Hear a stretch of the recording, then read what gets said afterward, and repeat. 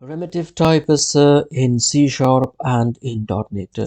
We have integer numbers or integral numbers, some people say, and we have real numbers, and we have characters and Boolean. And for each type, we have again different types. For integer, we have byte, short, int, long, and for real number, float, double, decimal. For characters we have char, and then for boolean, for conditionals we have boolean, and then the type name is bool.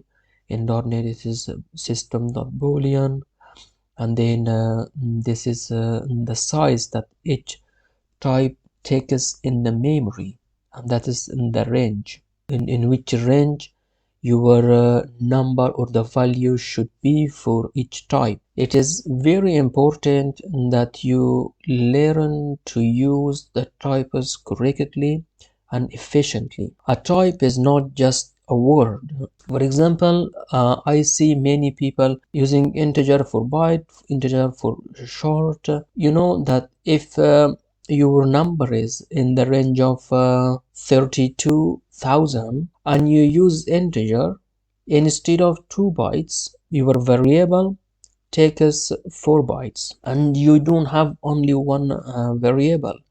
You have many variables in your program and in your application. So when you declare a variable with not correct type, you take more space in the memory. It is possible that you overload your memory and your application works very slow and it becomes very heavy. So you should use types correctly, and depending on the range of each type, you use that type.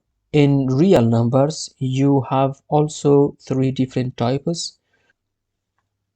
As you see, here is the C# type or keyword, and this is approximate range. This is the range that it takes. This is float, double, decimal, and this is the precision. It is also important that you know, and the size that it takes in the memory. And the .NET type, when they call it is single, double, decimal, and you can get that type by using system single, system double, system decimal. To learn more about floating points types like float, double, decimal, visit this link. I put this link also in the description. Now I show you how to declare primitive types. So to declare a byte, you should know the range of your number. This is maximum byte takes maximum 255, and I initialized a byte with 256. And now when you hover over this, it says constant value 256 cannot be converted to a byte, because now it is above the range of byte. So if I change this back to 55, the error goes away. So maximum that value, and the other one is short. It is maximum 32,767, and I give just 168. There is an error. Constant value this much cannot be converted to a short because it is now in the range of integer. Change it back to what it is.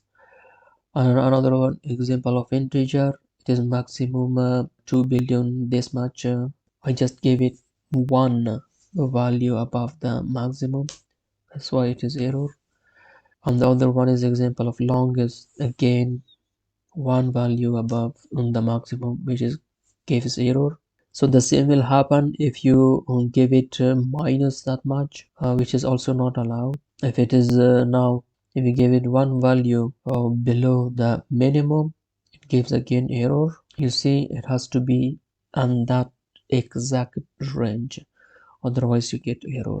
And then to declare a float, you have to also add an if or if suffix at the end of the value to tell the compiler that this is a float type. And the same with decimal. When you declare decimal or initialize a decimal value, decimal variable, I mean, add an aim at the end.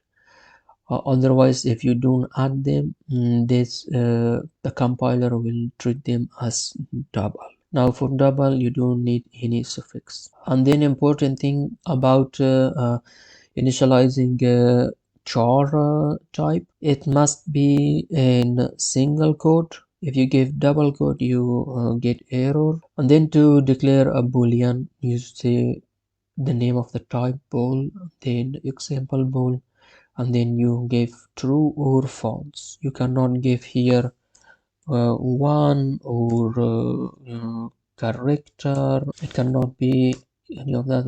It must be true or false.